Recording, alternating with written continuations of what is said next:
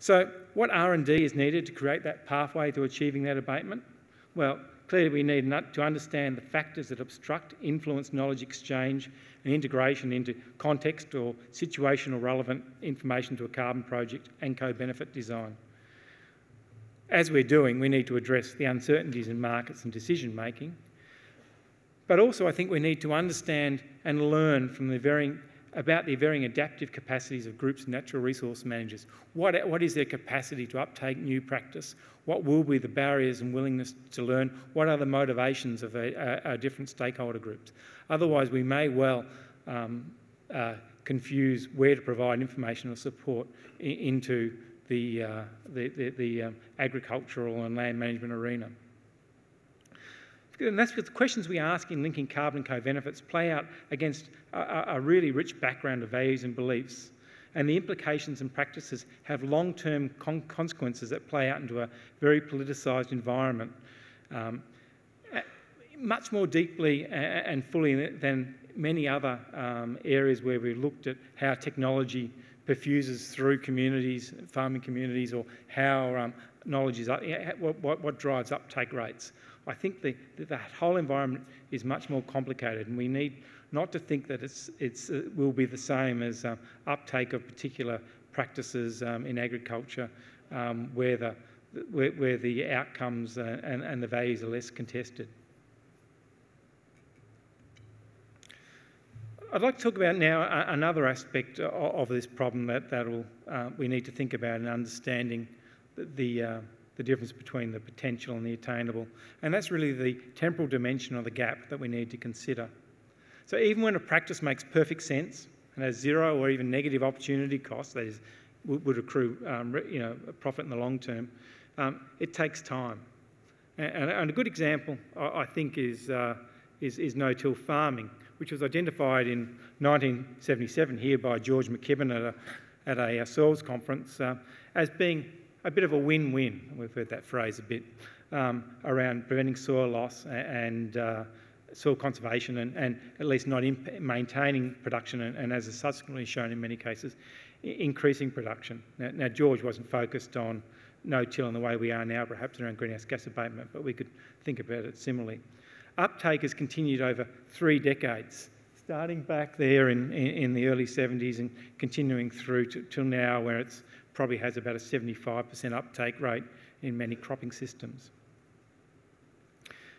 But it's interesting in looking at the landholders who've taken up that practice and the landholders who haven't.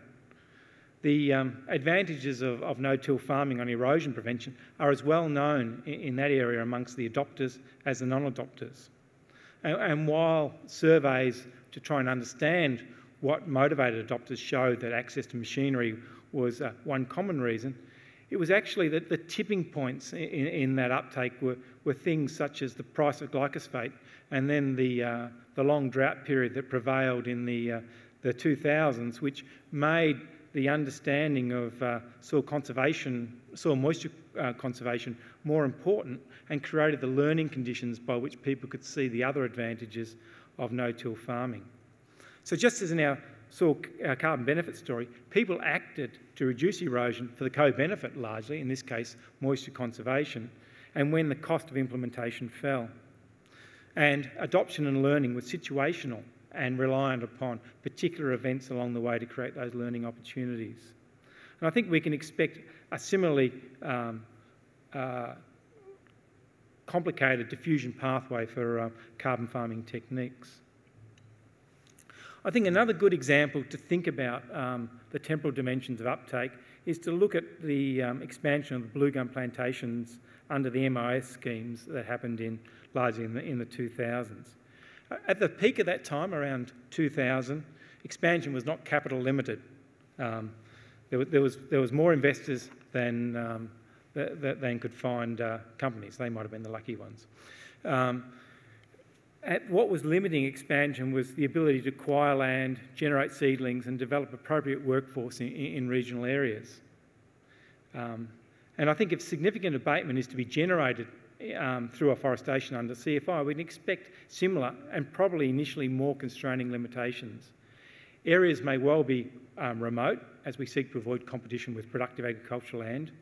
Will require probably more complex integration into agricultural practice if we are to reap those multiple benefits of environmental plantings, and will probably require the domestication of new species, which will require specialist nurseries to take up time.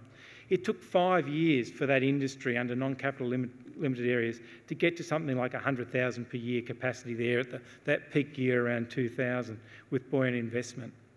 If that was an average environmental planting, which we assume has something in the order of 9 megatonnes of CO2 equivalents per year abatement, we'll be adding about 1 megatonne of CO2 per year abatement. Of course, in doing so, we may well be addressing local salinity, building connectivity in landscapes with biodiversity, and adding on-farm amenity. So an important point there is I think we can expect uptake to be slow, and we may have to measure the success of CFI in changing and leading to these potential transformations in agricultural landscapes early through lead indicators rather than uptake practice on the ground. And it may be through issues of knowledge or aspiration or access to technologies rather than change practice that we start to measure the success of this implementation. I just want to finish with 2 other thoughts. On this slide, I show what the National Abatement Challenge that was articulated in the recent Treasury modelling for the federal government securing a clean energy future climate change plan. The Abatement Challenge is set against the rising projection for national emissions. To meet the existing national objective of an 80% reduction in emissions against the 2000 baseline by 2050 requires something in the order of 850 to 900 megatonnes of CO2 abatement per year at that peak time. So what we can do is we can look at that abatement over time and look at some broadly indicative quantities of abatement from the land sector.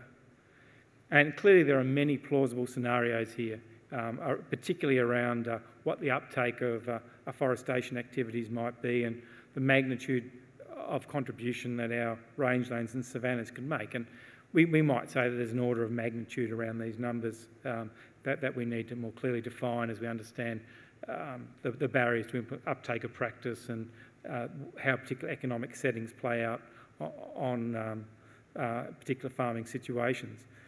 But I think it's reasonable to say, if we look at that the agriculture sector will probably make a modest contribution to the overall abatement task that Australia faces itself with. That, of course, will be real abatement and will avoid costs in other parts of the economy and diminish the need to purchase as many overseas offsets to meet those targets. But ultimately, I think it begs the question, should we be thinking about it as carbon with co-benefits or benefits with co-carbon benefits? And what does that ultimately suggest for the support, research and practices we need to look at? Thank you.